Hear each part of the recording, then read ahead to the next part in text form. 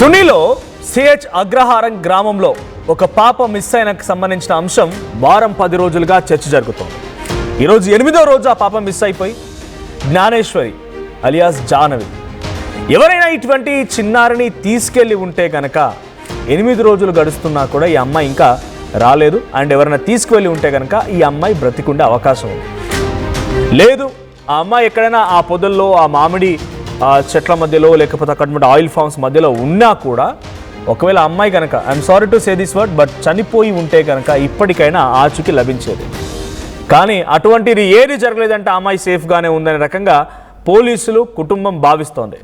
చిన్నారి స్వయంగా దూరం వెళ్ళే వయస్సు కూడా కాదు. సో ఖచ్చితంగా మనుషులే ఏదైనా చేసి ఉండాలి.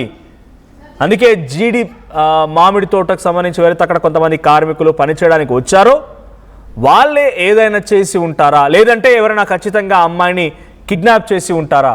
ఆ అమ్మాయి ఒకవేళ చనిపోయినా ఈ పాటికి ఏదో రకమైన ఆధారం దొరికేది. లేదు ఆ అమ్మాయి కొన్ని కిలోమీటర్ల వేగం వరకు పోలీసులు తనిఖీలు చేస్తున్నారు కాబట్టి అక్కడ ఉన్నా కూడా ఈ పాటికి ఆ అమ్మాయి దొరికేది. కానీ ఇది రెండూ జరగడం లేదనంటే ఆ పాప ఎవరో తీసుకువెళ్ళారు. ఎవరైనా తీసుకువెళ్ళి ఉంటే పాప సేఫ్గానే ఉంటుంది. సో పాపతో పాటుగా వెళ్ళినటువంటి కుక్క తిరిగి రావడం కూడా ఈ కేసులో కీలక మలుపుగా చూడాలి. ప్రస్తుతానికి కిడ్నాప్ కోణంలోనే పోలీసులు దర్యాప్తు ముమ్మరం చేస్తూ ఉన్నారు. సీసీటీవీ కెమెరాలు, మొబైల్ డేటా నుంచి కొత్త క్లూలని తీసుకునే ప్రయత్నం చేస్తున్నారు పోలీసులు. గతంలో రోజుల తరువాత సజీవంగా దొరికినటువంటి చిన్నారుల ఉదాహరణలు కూడా ఉన్నాయి. వాటిని గుర్తు చేస్తున్నారు నిపుణులు. ఒకే ఒక్క క్లూ, ఒక చిన్న క్లూ దొరికినా కూడా కేసు మొత్తం మలుపు తిరిగే అవకాశం ఉంది. నిజంగానే ఇది ఎలా ఉందనంటే కొన్ని సినిమాలు ఉంటూ ఉంటాయి, అంటే అటు తమిళ్కి సంబంధించి కానీ లేకుంటే మలయాళం సినిమాల్లో ఇటువంటి చాలా డీప్ ఇన్వెస్టిగేషన్ చేయాల్సినటువంటి సినిమాలు కూడా ఉన్నాయి. ఇప్పుడు చూస్తుంటే అదే కనిపిస్తుంది, అదే జరుగుతోంది అన్నట్టుగా ఉంది. చూడండి 8 రోజులు అవుతోంది ఆ పాప మిస్ అయింది. శనివారం రోజున 3:30 సమయానికి మధ్యాహ్నం, పోయిన శనివారం రోజున. ఇప్పటికి ఎగ్జాక్ట్గా 8 రోజులు అవుతోంది. ఇప్పటివరకు ఆ పాప కనిపించకపోవడం ఏంటి? ఇంతమంది వెతుకుతున్న డ్రోన్లు, స్నిఫర్ డాగ్స్, ఆ పాపతో పాటుకు వెళ్ళినటువంటి ఆ కుక్క, ఇవన్నీ ఎన్ని రకాలుగా ప్రయత్నం చేస్తున్న ఆ అమ్మాయి కనిపించట్లేదు. ఆ అమ్మాయి చనిపోయినా ఈ పాటికి దొరికేది. I'm sorry to say this word but ఆ అమ్మాయి సేఫ్గా ఉన్న కొన్ని కిలోమీటర్లు వెళ్ళలేదు కాబట్టి ఆ కిలోమీటర్ అంటే కొన్ని దూరం ఎక్కువగా వెళ్ళలేదు. సో కొన్ని కిలోమీటర్ల మేర వెతికారు కాబట్టి పోలీసులకు అలాగైనా దొరికి ఉండాల్సిందే. కాబట్టి ఈ అమ్మాయిని ఎవరో ఎత్తుకెళ్లారు. ఇది ఈ కోణంలోనే పోలీస్ ఇన్వెస్టిగేషన్ జరుగుతోంది. పాప మాత్రం సేఫ్గా ఉంది అనడానికి ఈ ఒక్క ఎగ్జాంపుల్ చూస్తే అర్థమవుతుంది. ఎందుకంటే అక్కడ అమ్మాయి అయితే మృతదేహం కనిపించాలి, లేదంటే సేఫ్గా ఉండాలి. అక్కడ లేదు, ఇంత వెతికినా కనిపించట్లేదు. కాబట్టి ఆ అమ్మాయిని ఎవరో కిడ్నాప్ చేసి ఉంటారు. సో ఈ కోణాల్లోనే ఇప్పుడు వెతుకుతున్నారు కాబట్టి షీ ఈజ్ సేఫ్ అనే రకంగా మాట వినిపిస్తోంది. మరి ఆ తీసుకెళ్లిన వ్యక్తులు ఎవరై ఉంటారు, నిజంగానే తీసుకువెళ్లారు, ఎక్కడికి తీసుకువెళ్లారు, ఇలా అనేక కోణాల్లో కూడా అటు సిగ్నల్ ట్రేసింగ్, మొబైల్ డేటా అన్నిటి పరంగా పోలీస్ ఇన్వెస్టిగేషన్ జరుగుతోంది. ఒకసారి డిఎస్పీ మాట్లాడుకొచ్చారు ఈ కేసు ఇన్వెస్టిగేషన్ సంబంధించిన విషయం పైన. ఆయన ఏం మాట్లాడారో చూద్దాం. ఈ నెల 6వ తారీఖున తుని రూరల్ పోలీస్ స్టేషన్ పరిధి దొండవాక హెల్మెట్ అయిన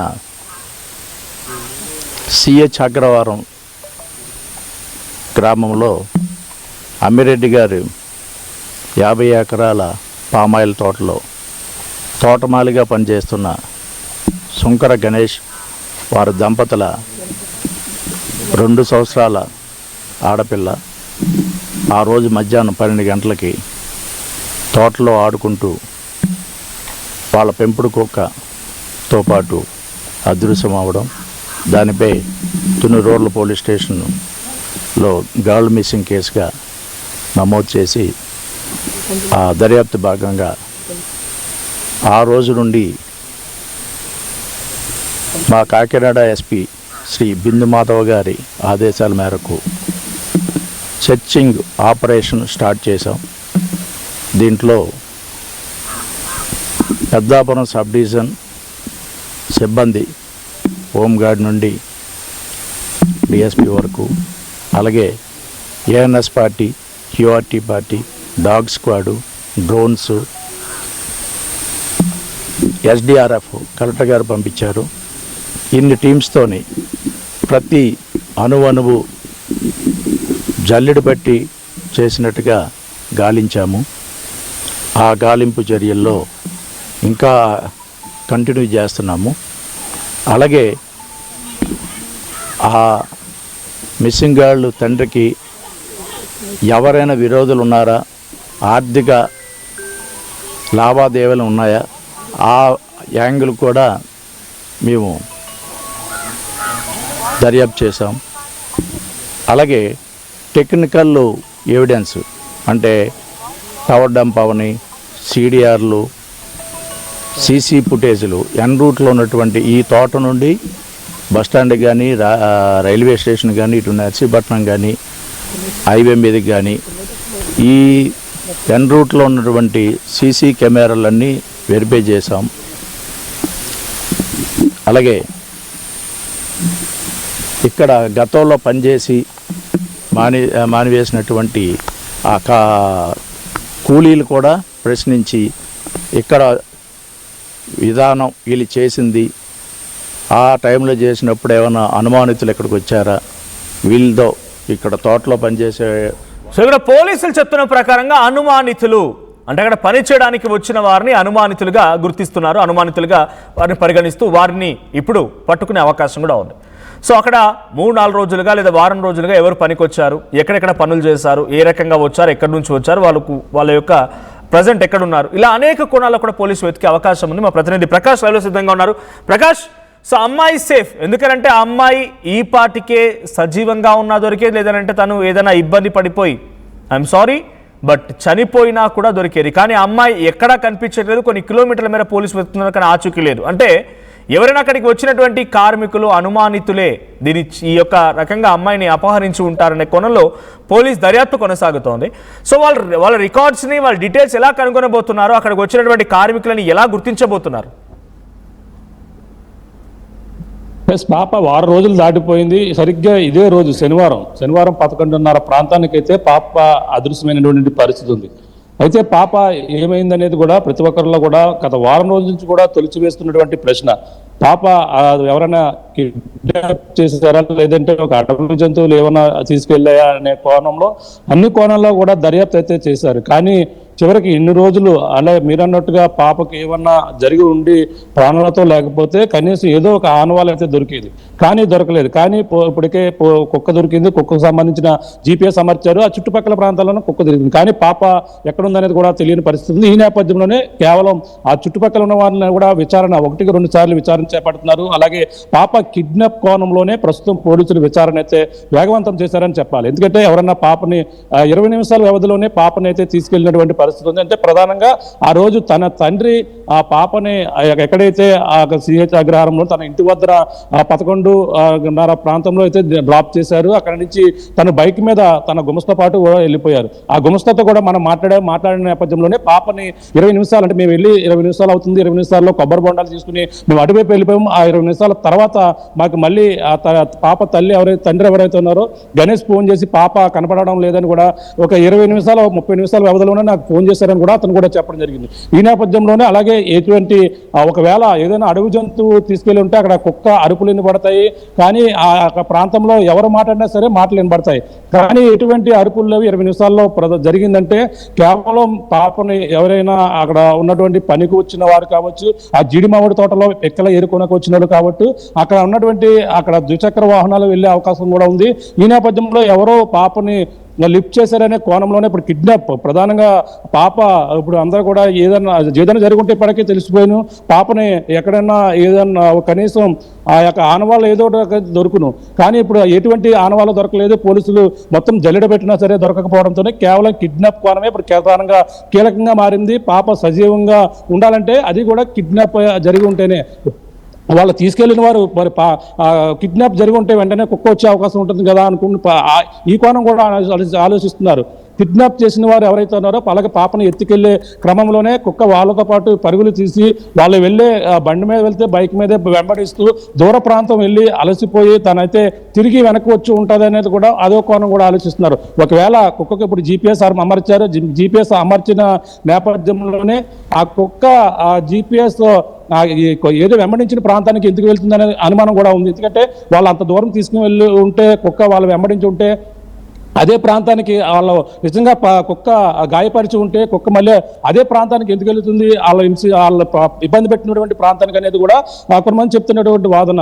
ఈ నేపథ్యంలో నాకు చుట్టుపక్కల ఉన్న వాళ్ళు అలాగే మొదటగా చూసినటువంటి వ్యక్తిని పదే పదే అయితే విచారణ చేస్తున్నారు.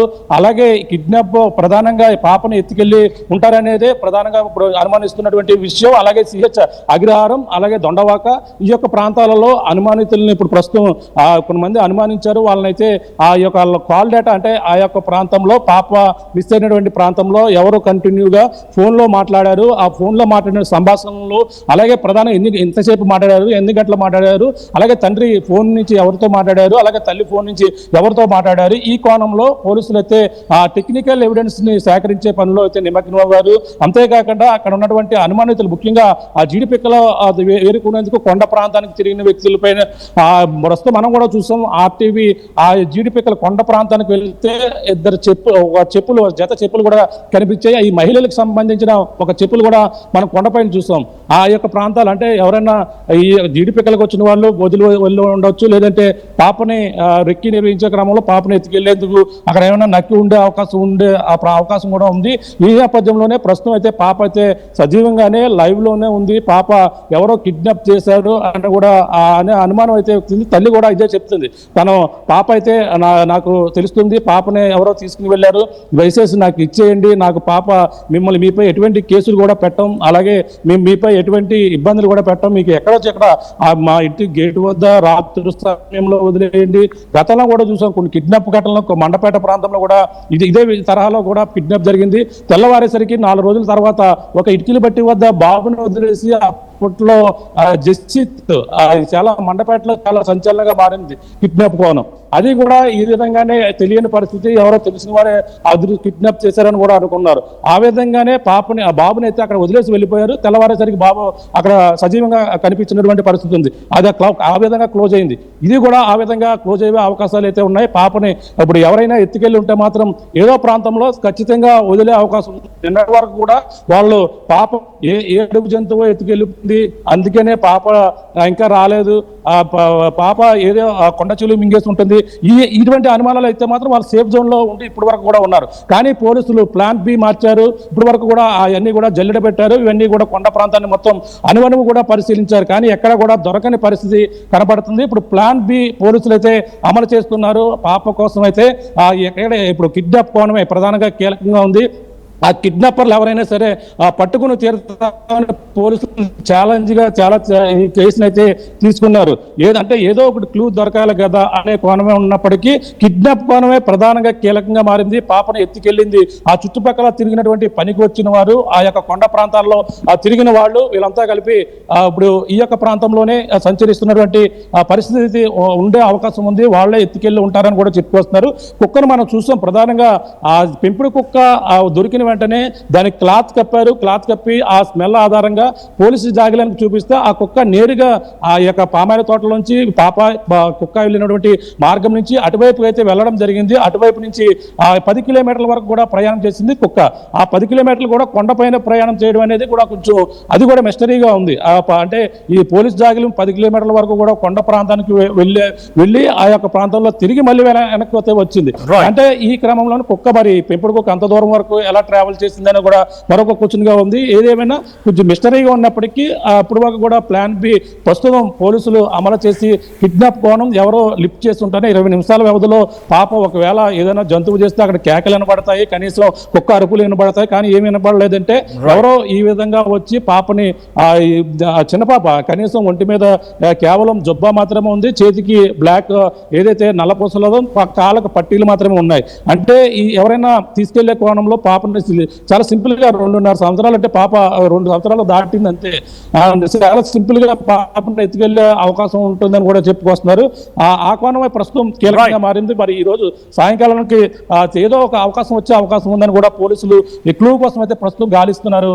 Sachin, right, thank you Prakash. మొత్తంగా పాప విషయంలో ఇప్పటివరకు ఎటువంటి ఆచూకీ లభించలేదు అని అంటే ఎవరు అపహరించి ఉంటారనేది పోలీసుల అనుమానం. అందుకే కాల్ డేటాని అక్కడికి వచ్చిన సీసీటీవీ కెమెరాస్ అన్నింటి కూడా పరిశీలిస్తున్నారు. సో ఇంత దూరం కొన్ని కిలోమీటర్ల వరకు అంటే ఆ పాప ఉన్నటువంటి నివాసం దగ్గర నుంచి ఒక 500 మీటర్లు 200 మీటర్లు దాటిందంటే ఒక ఎత్తైన కొండ. ఆ చుట్టూ అటవీ ప్రాంతం, మధ్యలో పామ్ ఆయిల్ తోటలు, జీడి మామిడి తోటలు ఇవన్నీ ఉన్నాయి. ఎవరైనా అక్కడికి వచ్చి పనిచేస్తున్న కార్మికులే ఈ రకంగా చేసి ఉంటారా? అందుకే ఆ పాప అక్కడ ఏ రకంగానూ తను సేఫ్గా ఉన్నా, ఇంకేదైనా జరిగినా అక్కడ ఎక్కడ ఆచూకీ లభించలేదు అని అంటే ఎవరైనా అపహరించి ఉంటారా అనే కోణంలోనే పోలీసులు దర్యాప్తు ముమ్మరం చేస్తున్నారు. ఒకసారి ఈ అంశం పైన డిఎస్పీ మాట్లాడుకొచ్చారు. ఆయన ఏం మాట్లాడారో చూద్దాం. ట్రేస్ అయ్యేంత వరకు అంటే వారం రోజులుగా ఎలా ఒక డాగ్ మీద ఆధారపడిన పరిస్థితి ఉంది. అంతే ఇంత టీం పనిచేస్తుంది, కనీసం ఏమీ దొరకలేదా? చెప్పాను కదండి, టెక్నికల్ వాల్యూస్ని ఎవిడెన్స్ మీద కూడా మేము ఇది చేసాము. టవర్ డంప్ తీసాము. ఇక్కడ ఎవరైనా అనుమానితులు ఎవరైనా ఈ ఏరియాలో ముందు కానీ వెనకాల కానీ ఈ మిస్సింగ్కి ముందు 3 రోజుల ముందు నుండి ఇక్కడ ఎవరైనా రక్కీలు చేసి ఇవన్నీ చేసిన అవి కూడా తీసాం. డాగ్ మీద ఆధారపడడం కాదు, ఎవిడెన్స్ లో భాగంగా అది కూడా ఉపయోగిస్తున్నాం. అంతే తప్ప మనం ఓన్లీ డాగ్ మీద బేస్ అవ్వట్లేదు, బేస్ అవ్వట్లా అవకాశాన్ని కూడా ఉపయోగించుకుంటున్నాం.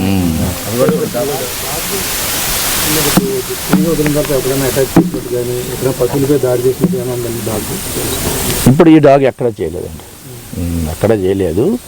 ఆఫ్టర్ 4 days మళ్ళీ రిటర్న్ వచ్చిన తర్వాత యజమాని మీదకి వెళ్ళింది. ఒకసారి వైల్డ్గా బిహేవ్ చేసింది. కొంతమంది అంటున్నారు పశువులపై అలాంటి చూస్తుంటే వాటిపై దాడి చేయడానికి ప్రవర్తిస్తుంది. ఇప్పుడు కూడా గేదెలపై దాడి చేస్తుంది. అంటే ఏదన్నా జంతువుని చూస్తుంటే దాని భయం అలా కలిగి దాడి చేసే ప్రయత్నం చేస్తున్నారు. లేదండి, అది మా నోటీస్లో రాలేదు. అది అది మూమెంట్, ఫ్రీ మూమెంట్ ఇచ్చేసామండి. ఆ GPS మనం ఎప్పుడైతే దానికి తగిలించో అది ఫ్రీ మూమెంట్గా ఫ్రీగా తిరగాలి. అది తిరుగుతేనే అది ఎక్కడికి వెళ్ళాలి ఏంటి, ఆ 4 రోజులు ఎక్కడెక్కడ అది తిరిగింది అనేది మనకు వస్తుంది.